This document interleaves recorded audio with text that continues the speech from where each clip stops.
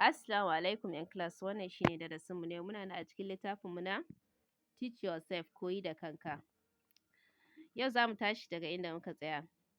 Do you regret doing what you did? Idan aka ce do you regret doing what you did a Turance, fassarar shi a Hausance shi ne ko ka yi da na sanin abin da ka aikata? Do you regret doing what you did? Ko ka yi da na sanin abin da ka aikata? No sir, I have always tired. To be honest, and I have always avoided getting into trouble, and I dislike to be accused of thief. No, sir, I have always tired. To be honest, and I have always avoided getting into trouble, and I dislike to be accused of thief.